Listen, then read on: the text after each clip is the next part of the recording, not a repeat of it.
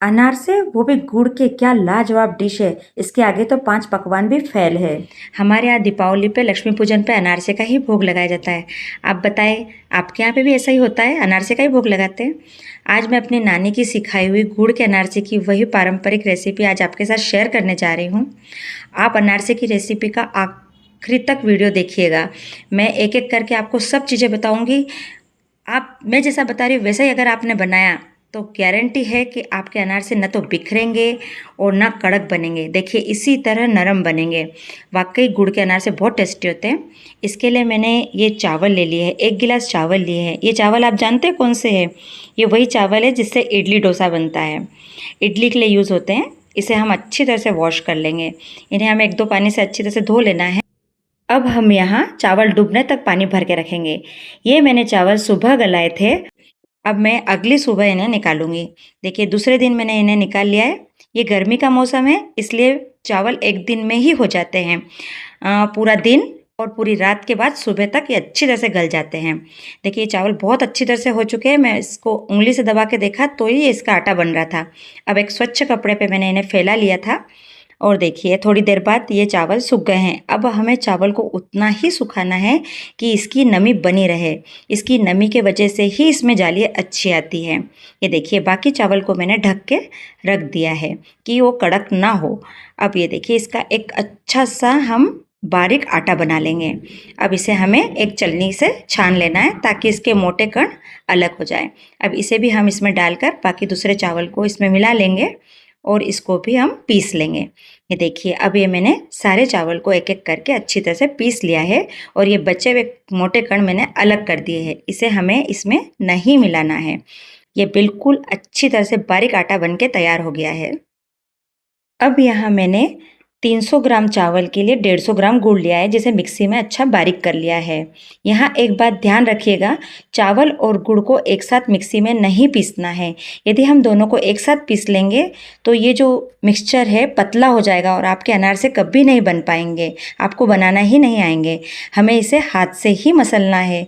इन दोनों को इतना अच्छा मसलना है क्योंकि चावल में नमी थी तो गोले बहुत आसानी से बन जाते हैं। देखिए मैं आपको बताती हूँ, ये गोले इतने आसानी से बन रहे हैं, बहुत नरम गोले बन के तैयार हो रहे हैं। देखिए मैं आपको बताती हूँ, चिकने गोले बन गए हैं ये देखिए। अब हमें इन गोलों को एक डब्बे में पैक करके रख देना है। अब मैंने ये मटेरियल सुबह तैयार किया था, अब मैं अगली सुबह ही इन्हें बनाऊंगी। ये देखिए इसे अच्छी तरह से तोड़ लेना है और एक एक चम्मच दूध डाल के इसे मसलना है। यहाँ क्या होता है, अगर आपने ज़्यादा दूध मिला दिया तो गुड़ होने से ये पानी छोड़ देगा और फिर अनारसे बनने में दिक्कत आ जाएगी। बिल्कुल थोड़ा थोड़ा करके मिलाते जाना है। ये देखिए अब मैं इसे एक प्लेट में ट्रांसफ़र कर लिया है मैंने और इससे अच्छी तरह से हाथों से इसकी मालिश की है। अब इसके छोटे छोटे बॉल्स तैयार करेंगे। ये देखिए इतने बड़े रखना है। याद रखिए ये मैंने गर्मी के दिनों में बना रही हूँ इसलिए ज़्यादा दिन चावल रखने की आवश्यकता नहीं है।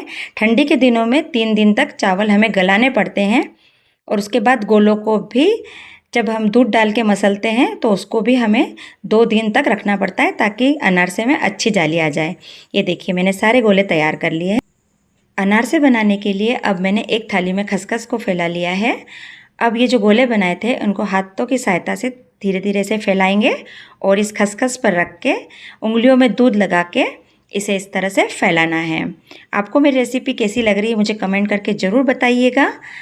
यदि मेरी रेसिपी पसंद आ रही हो तो मेरे चैनल को सब्सक्राइब करें, लाइक करें, शेयर करें।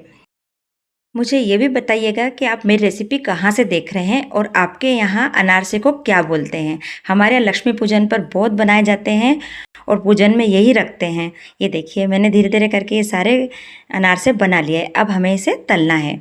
अनारसे का स्वाद घी में ही बहुत अच्छा लगता है। आप इसे घी में ही बनाइएगा। देखिए गुड़ के अनारसे है, ये फेल तो नहीं रहे इसलिए मैंने थोड़ा सा टेस्ट करके देखा है, ये बहुत अच्छे बन रहे हैं। ये देखिए अब यहाँ पे घी को बिल्कुल मीडियम आंच पे रखना है और जो खसखस का हिस्सा है वो ऊपर की साइड रखेंगे और इसे इसी स्टाइल में तलना है।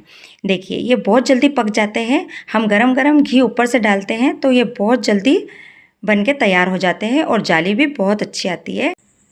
यहाँ हमें ये बात ध्यान रखना है कि अनारसों को अलट पलट करके बिल्कुल नहीं तलना है, नहीं तो ये बिल्कुल जालीदार नहीं बनेंगे। ऊपर से घी डालने से ये पक जाते हैं और इस तरह से हमें इन्हें गुलाबी तलना है।